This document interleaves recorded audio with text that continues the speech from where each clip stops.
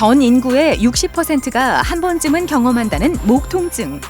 목 추간판 탈출증의 주요 증상은 목을 뒤로 젖힐 때 통증이 더 심해지고 두통을 동반한 어지럼증이 나타나기도 한다는 것이다.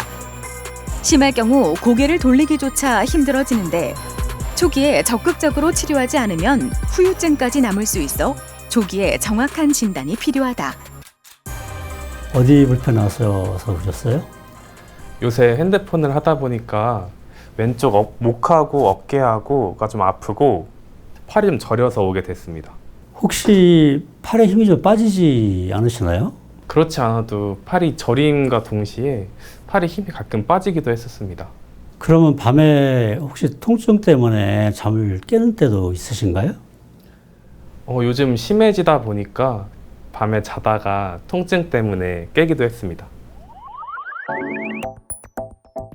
최근에는 잘못된 생활 습관 등이 목 추간판 탈출증의 발병 연령을 낮추는 것으로 알려져 있다. 고개를 숙인 채 스마트폰을 사용한다거나 눈높이보다 낮은 모니터를 볼 때, 또 너무 높은 베개를 사용하는 것 등이 추간판 탈출증의 유발 요인으로 꼽히고 있다. 이 환자는 목하고 어깨 통증이 있고요. 팔이 약간 저린 증상이 있긴 한데 운동 기능이 마비 증상은 없는 것 같아서 아마 경추 5번, 6번 정도의 신경병증으로 생각이 되고요. 그런 경우에는 신경 차단을 하게 되면 약물요법하고 같이 하게 되면 증상이 좋아질 것으로 생각이 됩니다. 신경근증은 디스크에 의해 압박되는 신경근 위치에 따라 다양한 증상이 나타난다. 가장 많이 호소하는 증상이 바로 방사통과 손저림 증상. 다행히 신경근증 환자 대부분은 약물 치료나 주사 치료 등의 보존적 치료만으로도 증상이 호전되지만 그렇지 않은 경우에는 수술적 치료를 고려해야 한다. 어디가 불편해서 오셨어요? 처음에는 목이랑 어깨만 아팠는데 최근 들어서 몸에 좀 힘이 빠지면서 걷는 게 좀 불편해졌어요. 혹시 또 다른 증상 같은 건 없으세요? 요즘 특히 소변 볼 때 불편해요. 걸을 때 또 다른 불편한 게 없나요? 걸을 때 균형 잡는 게 좀 불편할 때가 있어요. 목 추간판 탈출증 중 가장 주목해야 할 질환이 바로 척수증이다.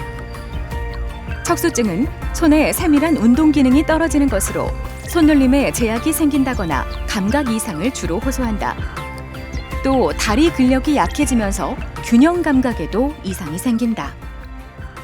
이 환자는 MRI 상에서 경추 4번, 5번의 디스크가 튀어나와서 뒤에 척수를 눌러서 전신 증상이 있으면서 통증도 있는 상황이기 때문에 신경 차단을 해서 증상 호전을 시켜보겠지만 수술도 필요할 것으로 이렇게 생각이 됩니다.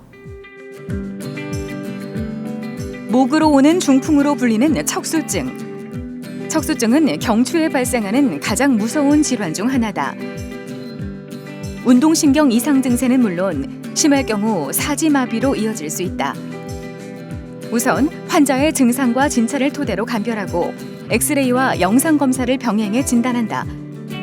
근력이 약해지거나 꾸준한 보존적 치료에도 효과가 없다면 수술을 적극 고려해야 한다.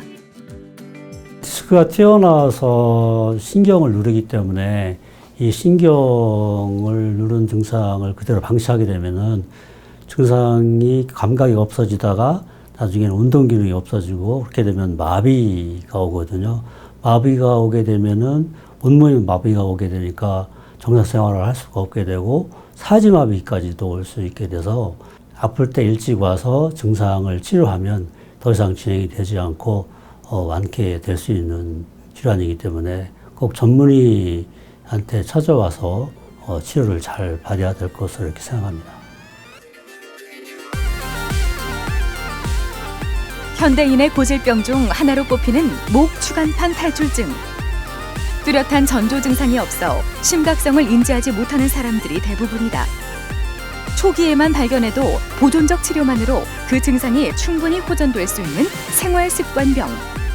바른 자세와 꾸준한 스트레칭으로 목 추간판 탈출증 위협에서 탈출해보자.